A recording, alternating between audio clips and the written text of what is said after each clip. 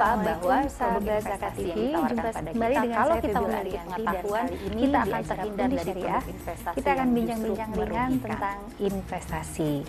Semua orang rasanya ingin berinvestasi ya sahabat Zakat TV, tetapi ada baiknya sebelum berinvestasi kita bahas terlebih dahulu hal-hal yang berhubungan dengan investasi tersebut. Sahabat Zakat TV, dari tahun 2003 sampai 2011 saya bekerja di salah satu dana pensiun terbesar di Indonesia, dan tugas saya adalah untuk mengelola portofolio saham yang langsung berkaitan dengan pasar modal. Saya dan teman-teman mempunyai istilah dapur bagi pekerjaan kami, yaitu tempat di mana kita mengelola instrumen investasi tersebut. Bisa bentuk fisiknya yaitu di link roomnya, bisa juga adalah portofolio yang kami kelola. Dan hal ini menjadi sangat penting untuk mengetahui apa dapur investasi dari produk yang ditawarkan kepada Anda. Dengan berbagai macam produk keuangan atau produk investasi yang ada sekarang, penting untuk mengetahui di mana dapurnya, apa dapurnya, siapa kokinya, bagaimana mengelolanya. Kalau kita mau menganalogikan produk investasi tersebut seperti produk yang keluar dari dapur sebuah restoran. Sahabat Zakat TV, sebagai koki, kami meramu berbagai macam instrumen investasi yang ada dalam portofolio, bergantung pada portofolio apa yang dikelola. Misalnya kalau portofolio saham, maka yang ada dalam portofolio adalah saham-saham yang diperjualbelikan di bursa. Kalau campuran, maka campuran antara obligasi dan saham, dan juga sedikit cash. Kalau misalnya reksadana pendapatan tetap seperti produk reksadana yang selama ini dikenal, maka isinya adalah instrumen investasi yang berpendapatan tetap seperti obligasi. Oleh karena itu, sahabat Zakat TV perlu untuk mengetahui hubungan yang logis antara apa yang dikelola, bagaimana mengelolanya, dan bagaimana hasil daripada kelolaan tersebut.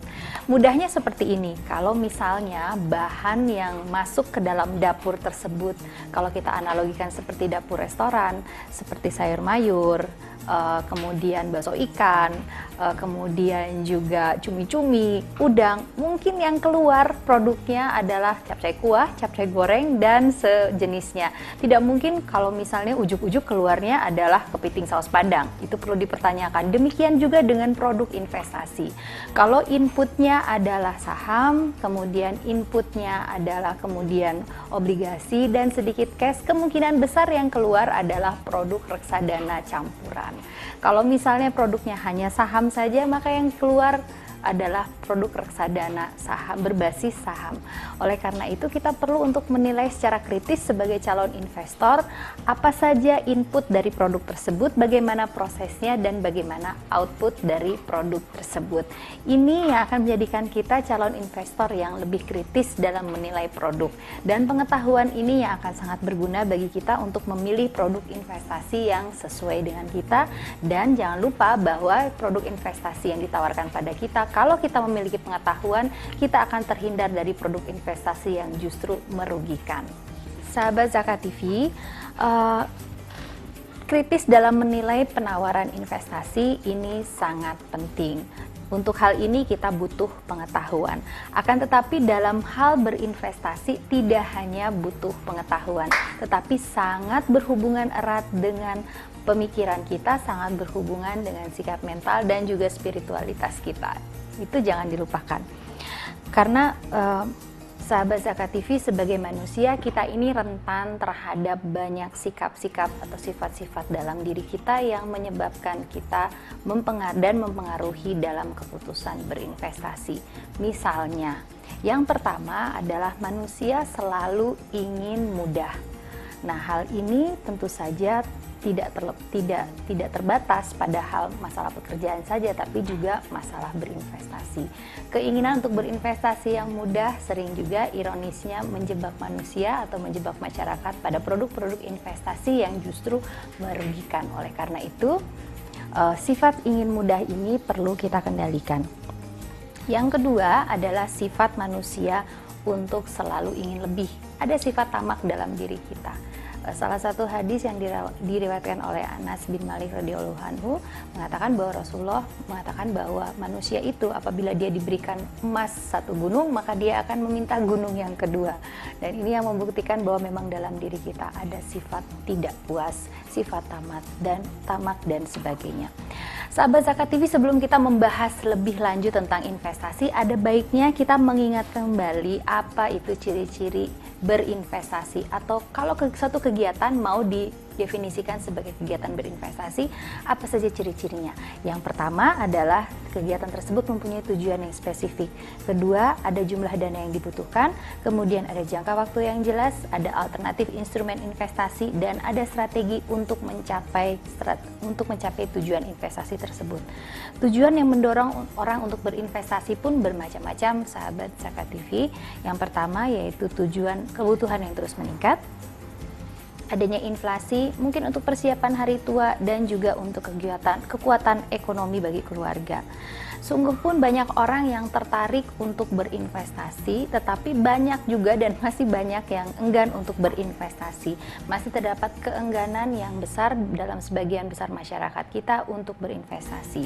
Dan penyebabnya diantaranya bahwa investasi itu dirasa sulit untuk dipahami. Kemudian takut pada resiko, takut rugi, takut ditipu.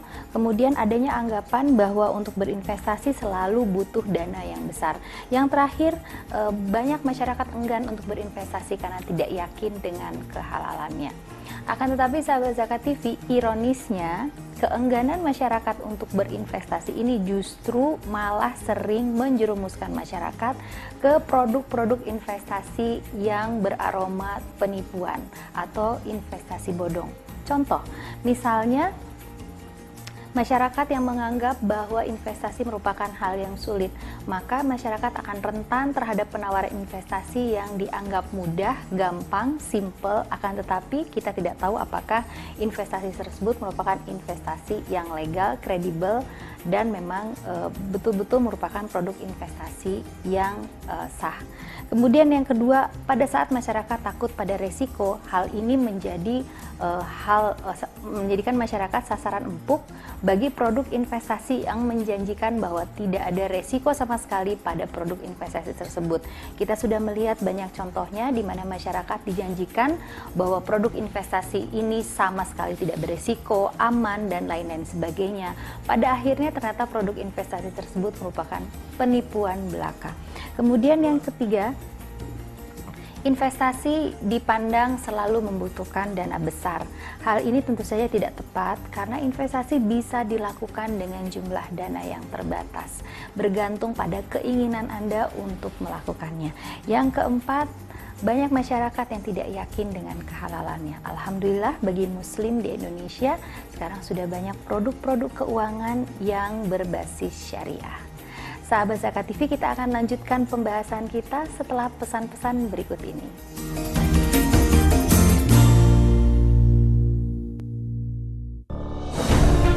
Ketika keindahan dunia merebak keselarasan, berbagi kemesraan. Ketika sejuta tangan merangkai kebahagiaan dalam kehidupan yang harmoni. Ketika zakat Anda wujudkan indahnya dunia.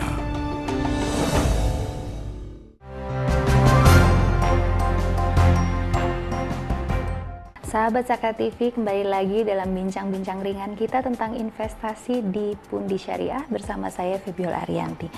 Sahabat Zakat TV, memahami produk investasi adalah sebagian dari pencegahan dan mengenali diri kita sendiri adalah bagian dari pencegahan yang lain. Jadi pada saat kita mau menilai secara kritis produk investasi, ada dua hal yang perlu kita perhatikan. Yang pertama adalah pemahaman dan pengetahuan kita tentang produk investasi, dan yang kedua adalah pengenalan dan pemahaman terhadap diri kita sendiri. Sahabat Zakat TV, dalam perjalanan karir saya sebagai financial advisor, sering saya temukan bahwa seseorang yang berpendidikan baik, berwawasan luas, dan sebagainya malah sering menjadi korban investasi bodong. Banyak masyarakat yang jadi korban investasi bodong ini tidak terbatas pada tingkat pendidikan. Ada yang berpendidikan tinggi, ada yang tidak berpendidikan, ada yang memiliki pengetahuan yang baik, ada yang kurang memiliki pengetahuan yang baik. Dari berbagai tingkat ekonomi rentan menjadi korban investasi bodong. Hal ini tentu saja menggambarkan bahwa ada hal lain selain faktor pendidikan atau faktor pengetahuan yang mempengaruhi keputusan seseorang untuk berinvestasi. Kali ini kita akan berusaha mengenali apa yang ada dalam diri kita.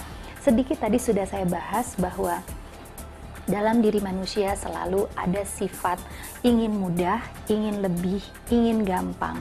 Dan kita juga mempunyai sifat tamak yang selalu menginginkan lebih dan lebih dalam hal harta. Memang kita diciptakan dengan kecintaan pada harta, tetapi kecintaan pada harta itu harus selalu berjalan dalam koridor keislaman agar bisa dikendalikan untuk kemanfaatan orang banyak dan juga bermanfaat bagi diri sendiri. Oleh karena itu, sahabat Zakat TV, kita perlu untuk mengenali apa saja titik-titik kelemahan dalam diri kita yang mempengaruhi keputusan-keputusan keuangan kita, terutama yang akan mempengaruhi keputusan kita dalam berinvestasi. Kita lihat bahwa manusia pada dasarnya tidak menyukai hal-hal yang beresiko, akan tetapi resiko itu sendiri tidak dapat dihindari. Sering masyarakat terjebak pada investasi yang berbau penipuan justru karena tidak mau mengambil resiko, karena terbujuk dan percaya pada iming-iming bahwa produk tertentu itu sama sekali tidak berisiko. Pada dasarnya tidak ada satupun hal di dunia ini yang tidak beresiko. Hidup pun beresiko mati, berjalan ada resikonya, diam pun ada resikonya. Oleh karena itu, sebagai seorang muslim kita harus memahami bahwa tidak ada hasil tanpa resiko.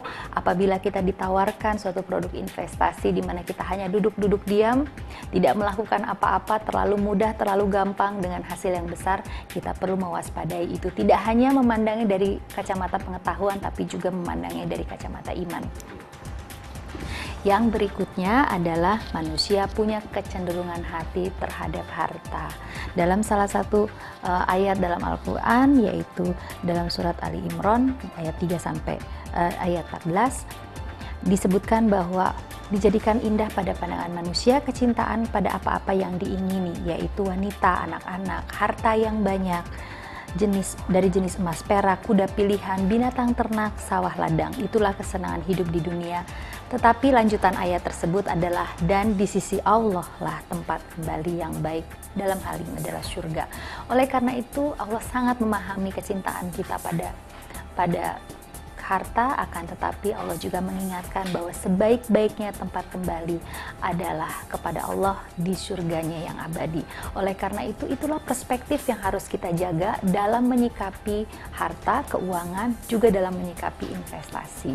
Kalau misalnya terdapat tawaran investasi yang bisa melipat gandakan uang Anda, dijanjikan melipat gandakan uang Anda sampai berkali-kali lipat, ini yang sering menjadi daya tarik bagi banyak orang untuk mengikuti produk tersebut. Periksa kembali kritis terhadap produk investasi tersebut agar Anda tidak menyesal. Yang berikutnya adalah manusia mempunyai sifat yang tamak. Hal ini dikuatkan oleh salah satu hadis yang tadi sudah saya sebutkan, yang diriwayatkan oleh Anas bin Malik, bahwa Rasulullah mengatakan bahwa manusia itu apabila diberikan satu gunung emas, maka dia akan meminta gunung yang kedua. Ini merupakan salah satu bukti bahwa memang dalam diri manusia ada keinginan untuk lebih dan lebih. Dan ini yang perlu kita waspadai, karena keinginan yang seperti ini rentan sekali menjadikan Anda target atau korban dari investasi yang berbau penipuan. Sahabat Zakat TV, tadi kita sudah bahas tentang beberapa karakteristik kita sebagai manusia. Nah, sekarang kita akan lihat bagaimana karakteristik kita sebagai manusia ini sebenarnya rentan menjadi target dari investasi yang berbau penipuan. Satu, manusia itu senang pada harta. Siapa yang tidak senang pada harta? Oleh karena itu, banyak investasi yang berbau penipuan yang pertama kali menawarkan pada kita adalah imbal hasil yang luar biasa banyak. Iming-iming bahwa dengan berinvestasi pada produk mereka, maka akan menghasilkan berlipat gandanya harta kita semakin banyak dan semakin banyak dan semakin banyak. Ini yang pertama kali merupakan titik lemah dari diri kita. Yang kedua, kemudian yang kedua adalah sifat tamak tadi. Ini juga menjadi sifat lemah kita, bahwa manusia mau lebih dan lebih dan lebih. Yang ketiga, manusia ingin gampang. Dalam banyak skema investasi yang berbau penipuan, skemanya dibuat sangat mudah, artinya digambarkan sangat terlalu mudah. Anda menyetorkan uang, tidak perlu berbuat apa-apa, tinggal tunggu di rumah dan tunggu transferan imbal hasil yang fantastis tadi masuk ke dalam rekening Anda. Anda tidak pernah tahu lebih lanjut kemana uang Anda diinvestasikan, apa dapur investasinya, kemudian apa saja yang diolah di dalamnya, bagaimana prosesnya, siapa kokinya, dan kemudian apa produknya. Hal ini yang menyebabkan sering banyak orang tertipu oleh produk-produk investasi yang berbau penipuan. Sahabat Zakat TV, mengenali kecenderungan dalam diri kita ini sangat penting. Dikombinasikan dengan pengetahuan tentang investasi, maka bisa menjadikan kita calon investor yang lebih kritis dalam menilai produk investasi. Kita tidak mudah percaya, tidak begitu saja menelan perkataan dari orang-orang yang mengatakan A, B, C kepada kita. Kita bisa memfilternya, menyaringnya, mempertimbangkan, dan melakukan investasi hanya saat kita betul-betul paham apa yang akan kita lakukan. Dan ini juga merupakan saran dari saya bahwa jangan melakukan investasi pada hal yang Anda tidak pahami, jangan melakukan investasi pada skema yang tidak Anda pahami, dan jangan melakukan investasi pada saat Anda tidak paham. Lakukanlah hanya pada saat Anda paham, karena uang yang Anda miliki adalah hasil kerja keras Anda, amanah dari Allah, dan harus dimanfaatkan dengan sebaik-baiknya. Jangan sampai kemudian hilang karena Anda kurang pengetahuan dan juga karena kurang bisa mengendalikan diri sehingga mudah terkena oleh investasi tipu-tipu. Sahabat Zakat TV, kita akan kembali setelah pesan-pesan berikut ini dan masih akan membahas bincang ringan tentang investasi.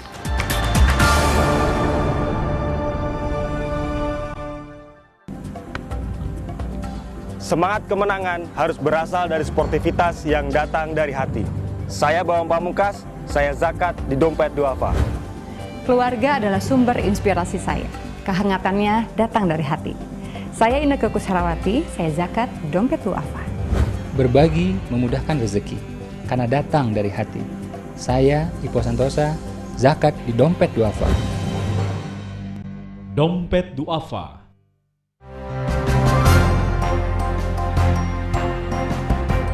Sahabat Zakat TV, kembali lagi di Pundi Syariah bersama saya Febiola Arianti dan kita masih di bincang ringan tentang investasi. Kita hari ini memperbincangkan tentang investasi dengan analogi-analogi yang murah. Kita mengumpamakan investasi dengan dapur di mana mempunyai input, proses, output, ada kokinya. Kemudian ada outputnya di mana seorang koki harus jujur apabila memang masakannya pedas, dia harus katakan pedas. Demikian juga dengan produk investasi.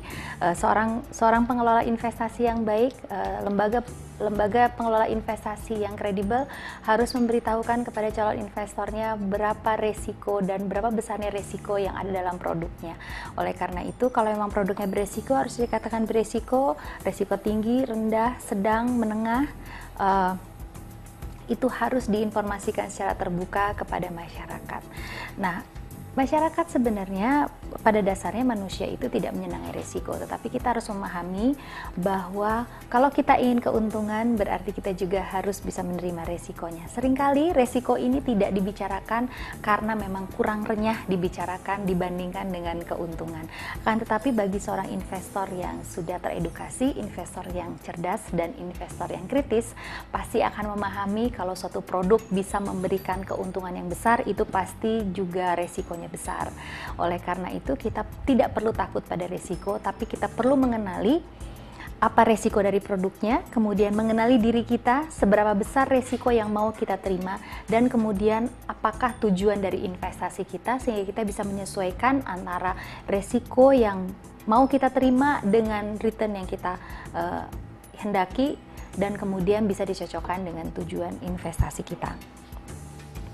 Sahabat Zakat TV,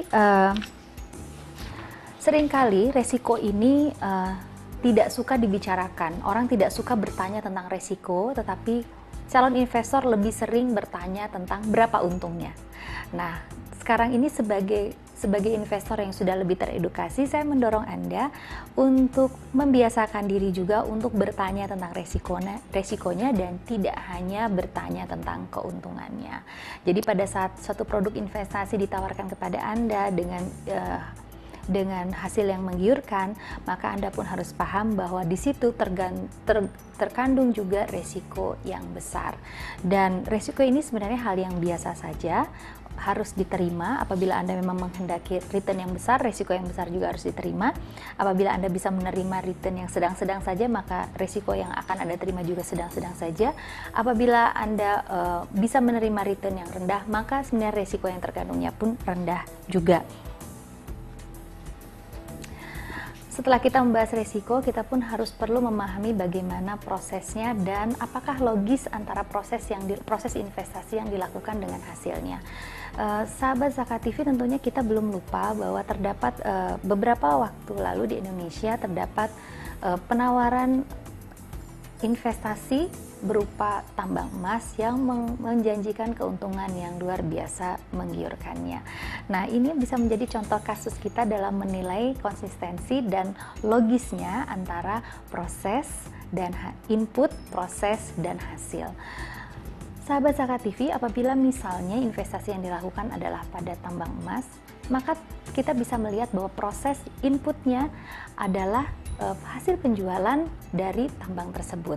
Maka yang harus yang kita jadikan sebagai patokan adalah pergerakan harga emas, kemudian berapa produksinya, berapa deposit emas yang ada dalam perusahaan tersebut, berapa harga jualnya, berapa banyak yang perlu dia jual, dan sebagai ongkos produksinya dan sebagainya. Oleh karena itu, kita perlu secara jeli menilai apabila misalnya rata-rata kenaikan harga emas dalam 5 tahun terakhir ini hanya 18,7% dan perusahaan ini menawarkan keuntungan yang hampir 10% setiap bulannya, maka kita perlu untuk berhati-hati. Jangan sampai kita terjebak pada investasi yang kemudian ternyata beraroma penipuan. Sahabat Zakat TV, dari tadi kita sudah bahas tentang banyak hal, bincang-bincang ringan saja tentang investasi untuk memberikan gambaran kepada Anda tentang bagaimana kita bisa menilai investasi dengan baik, mengenali produk investasi, mengenali motif investasi, kemudian juga mengenali diri kita sendiri. Kita sudah bicara tentang resiko, kita sudah bicara tentang konsistensi antara hasil, proses, antara input, proses, dan hasil daripada investasi tersebut. Yang sekarang yang terakhir yang kita akan bahas adalah tentang lembaga apa saja yang kemudian di Indonesia ini berhak mengumpulkan dana dari masyarakat. Sahabat Zakat TV, tidak semua lembaga yang mempunyai legalitas seperti misalnya PT, CV, dan sebagainya itu mempunyai juga legalitas untuk mengumpulkan dana dari masyarakat. Suatu lembaga atau badan hukum tidak serta-merta kemudian juga mempunyai wewenang untuk mengumpulkan dana dari masyarakat. Di Indonesia ini lembaga keuangan terbagi dua, ada lembaga keuangan bank dan non-bank. Kalau lembaga keuangan, dia sudah mempunyai kewenangan dari otoritas moneter, dalam hal ini Bank Indonesia, untuk mengumpulkan dana dari masyarakat. Untuk lembaga keuangan yang non-bank, seperti koperasi, dana pensiun, asuransi, dan sebagainya, itu semua diatur dengan undang-undang yang berbeda-beda. Juga undang-undang pasar modal yang kemudian mengizinkan aset manajemen untuk mengumpulkan dana dari masyarakat dan mengizinkan manajer investasi untuk mengelola dana dari masyarakat. Oleh karena itu, berhati-hatilah pada penawaran yang ditawarkan pada Anda, kemudian juga melihat apakah lembaga yang berada di belakang penawaran tersebut memang lembaga yang berhak untuk mengumpulkan dana dari masyarakat. Sebagai contoh, saya sampaikan di sini adalah lembaga dana pensiun. Lembaga dana pensiun mempunyai kewenangan untuk mengumpulkan dana dari masyarakat apabila berupa dana pensiun lembaga keuangan, kemudian dia mengumpulkan dana dari masyarakat, mengelola uang tersebut untuk mengelola dana pensiun dari peserta pensiunnya. Sahabat Zakat TV, lembaga-lembaga yang boleh mengumpulkan dana dari masyarakat adalah seperti koperasi, asuransi, dana pensiun, lembaga pasar modal, pegadaian, dan lain-lain sebagainya. Masing-masing lembaga ini diatur dengan undang-undang tersendiri untuk kegiatan usahanya. Oleh karena itu, sekali lagi, apabila sebuah lembaga sudah mempunyai badan hukum, itu tidak serta-merta membuat lembaga tersebut boleh mengumpulkan dana dari masyarakat. Saya ambil contoh adalah untuk lembaga dana pensiun. Dana pensiun diatur dengan Undang-Undang Nomor 11 Tahun 1992. Untuk pasar modal ada Undang-Undang Nomor 8 Tahun 1995. Dana pensiun boleh mengumpulkan dana dari masyarakat yang ingin mempersiapkan dana pensiunnya secara mandiri. Pasar modal dan lembaga di dalamnya seperti aset manajemen atau manajer investasi boleh mengumpulkan dana dari masyarakat yang ingin berinvestasi pada produk reksadana. Jelas lembaganya dan jelas aturannya, jelas pula produknya. Salah satu titik kritis terjadinya transaksi tipu-tipu adalah kombinasi antara terpesona dengan imbal hasil yang fantastis dan rasa percaya. Oleh karena itu, kebanyakan dari investasi yang beraroma penipuan mempunyai mekanisme member get member, di mana salah seorang yang sudah terlebih dahulu memberi produk, apabila kemudian mengajak teman lain, maka akan mendapat bonus dari teman yang diajaknya tersebut. Oleh karena itu, biasanya investasi yang beraroma penipuan ini pesertanya saling kenal, pesertanya saling mengajak. Oleh karena itu, kita juga perlu waspada bahwa rasa percaya kita kadang-kadang disalahgunakan.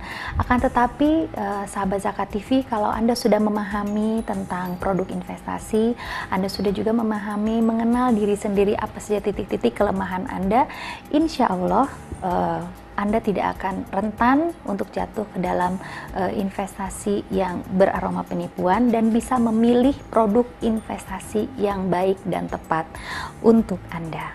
Sekian pertemuan kita dalam episode kali ini di Pundi Syariah yang membahas tentang bincang ringan investasi. Kita akan bertemu lagi di episode selanjutnya bersama saya Febiola Arianti. Wassalamualaikum warahmatullahi wabarakatuh.